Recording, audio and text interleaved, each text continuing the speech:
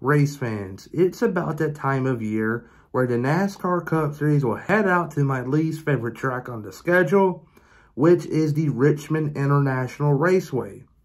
Since the 2015 season in the spring, this race has been mostly a day race, and the racing product is terrible.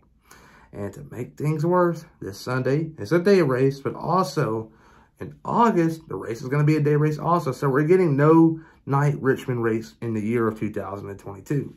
Very unfortunate, and man, I'm dreading this weekend because a couple weeks ago when NASCAR went out to Phoenix, the racing product wasn't spectacular.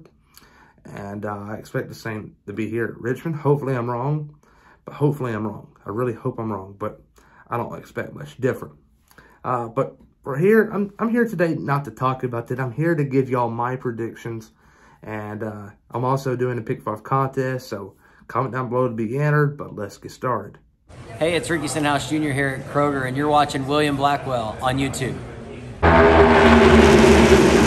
Before I talk about this Sunday's race at Richmond, I am going to talk about this past Sunday's race, which was at the Circuit of Americas. And the racing product was very entertaining. Let's see that. In the years past at road courses, they have gone there with 4 gears, and this year he brought a 5th gear. And that kind of opened the door for more shifting.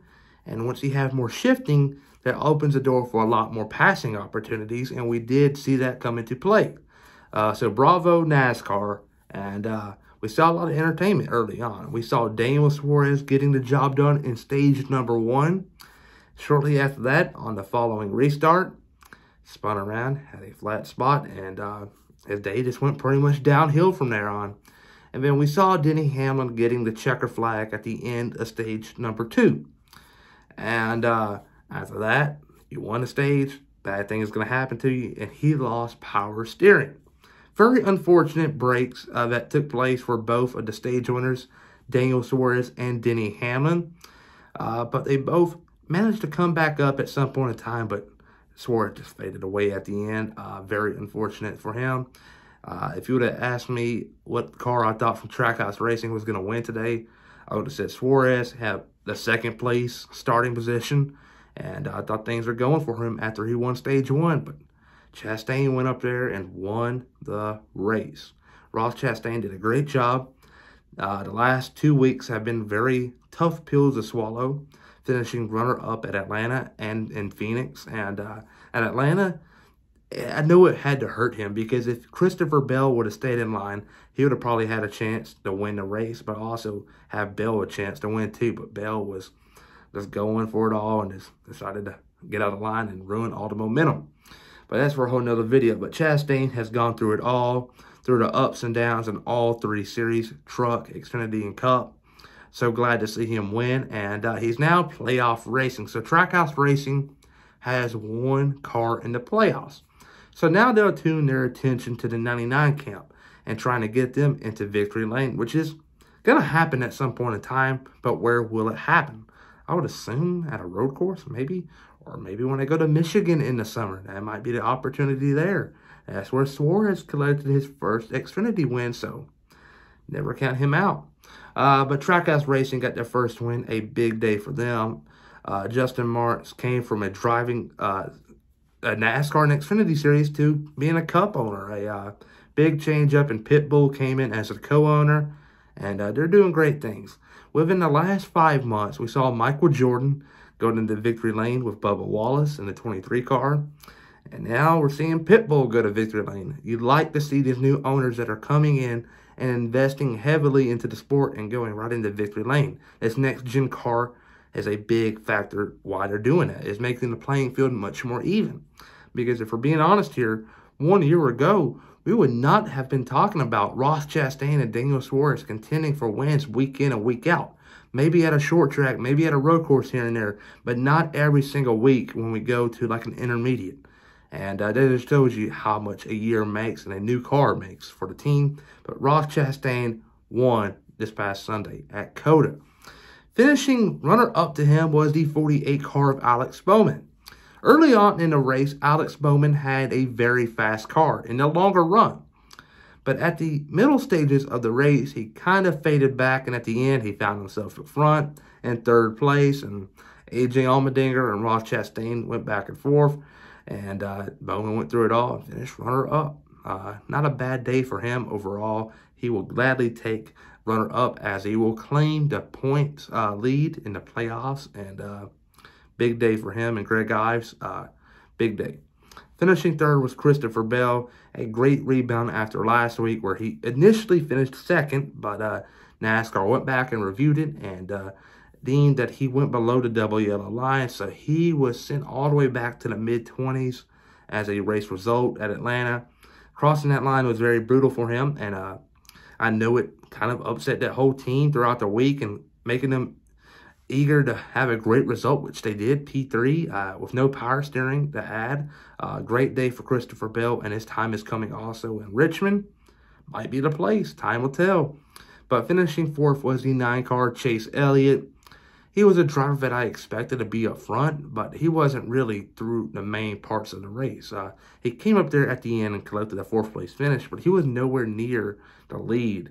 And it surprised me because he won the race a year ago, and he's a phenomenal road course racer, but he was nowhere to be found in the middle stages of the race. But he was there when it mattered the most, but brought home P4. Rounding out your top 5 was the 8-car of Tyler Reddick. His time is coming, I promise you. He has so many great performances this year, but he has fallen short of getting the checker flag. Remember, when they had that second-to-last restart, Tyler Reddick actually claimed the lead, and he was kind of, I don't know, holding his ground and running off. And just imagine if that played out and they did not throw the caution for Kyle Larson and Joey Logano and Kurt Busch. Tyler Reddick could be our winner, but I don't want to speculate too much. Chastain was very quick. But my driver of the day was Chastain. Enough said about him, but enough said about this past weekend at COTA. Phenomenal racing. And NASCAR, as he introduced the 5th gear this past offseason, hoping to open the door for more passing opportunities at these road courses, and it was a success at COTA. They got Sonoma next, which is in June, which would be a great race, and after that, it can be flooded with a lot of road course action, which I'm sort of looking forward to. Sonoma's one of my favorite tracks on the schedule, so long time to go until we see another road course race, but it's going to be awesome. But enough said about COTA, and now on to Richmond. Like I stated in the intro for this video, Richmond is one of my least favorite tracks on the schedule. And a couple weeks ago, it raced at Phoenix, and I think it's going to be the same type of product we're going to see here this Sunday. And it's going to result in pretty much the same cars that were good in Phoenix are going to be also good here at Richmond. And the winner of Phoenix was the 14-car Chase Briscoe. Got his first career win there. And I think he's going to pick up his second career win this Sunday at Richmond. I think this track really suits him and his driving skills, and I see him going to victory lane.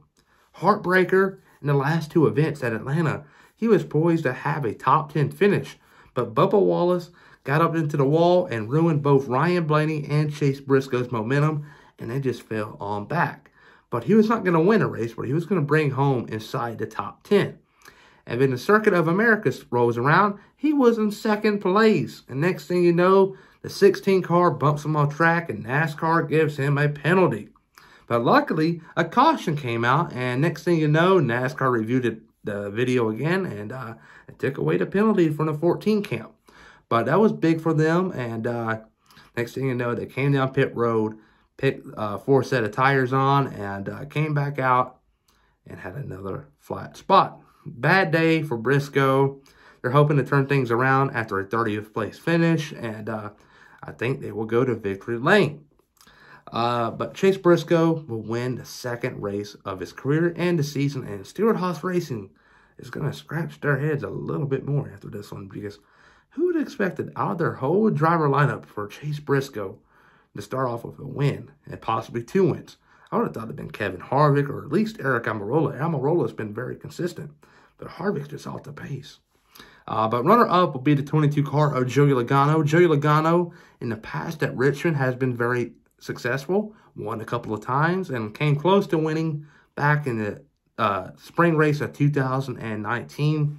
where we saw the 19 car Martin Truex Jr. and my boy Clint Boyer duking it out, and Logano chased him down.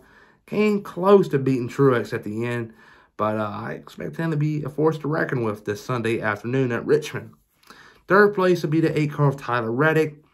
I can see Reddick winning this Sunday at Richmond. He's a great driver, and he loves his short tracks. And Richmond is a short track, and races similar to Phoenix, and Reddick was also good in Phoenix. So Tyler Reddick in the top 3 makes a lot of sense. So put him in your lineup in fantasy. Finishing 4th will be the 1 car Ross Chastain, one of the most consistent drivers in NASCAR right now. If you take away the Daytona 500, Chastain will probably have the highest finish out of all of the drivers. And that just shows you how much he has matured throughout the years. Remember, he came in the NASCAR race in the 19 truck and the 29 truck for Brad Keselowski. It didn't look too spectacular or promising. Next thing you know, he finds himself in the Xfinity Series racing for JD Motorsports in the 4 car. In the 4 car, and he's going out there week in and week out and bringing it home inside the top 15 and sometimes top 10. And then Chip Ganassi gives him a call, and he goes there, and he goes back to the Truck Series to race for Nice Motorsports, and he finds himself now in a Cup opportunity. He's a winner, one of the most consistent drivers. I really admire his work, and he's going to bring it home in 4th place, which I think he will gladly take after winning this past Sunday at COTA. But the 12 car Ryan Blaney will round out your top 5. Blaney at Richmond has been hit or miss, but I expect the Penske camp to come with a lot of speed, and Blaney's going to bring it home inside the top 5. But there you go. Chase Briscoe, in my opinion, will win this Sunday's race at Richmond in the daylight, which I will tread very much. Not Briscoe winning. He's my favorite driver, but I just can't stand this race being in the day. When it was in the night, we saw tempers flaring. We saw spin outs, people getting mad. It was just exciting racing. You did not know what was going on. Granted, I know day races produce more viewers, but the night races, they got to come back. I hate at the end of the year where you have like all night races bunched into one long stint. They need to spread them out and make things going and juice things up from time to time. So here's my petition to NASCAR. Make one of the Richmond races a day or night race. Why am I saying day? Night races are very important, and made a point last week when I went to Atlanta. Turn one of their races into a night race. Remember the Earl B 500, I think it was, and Advocare 500 back in the day? Night race. Phenomenal racing. NASCAR has to look into adding more night races. Cannot stress it enough. And they started off moving the Bristol Dirt Race from day to night, which you kind of expected because who races dirt during the day? They all at night. But there you go. Briscoe, Logano, Reddick, Chastain, and Blaney. Rounding out as my dark horse will be the 43 car of Eric Jones. Eric Jones this past Sunday at COTA. Let me tell you, he is not a road course racer. But at the end of the race, his car came to a complete stop and NASCAR threw out the caution.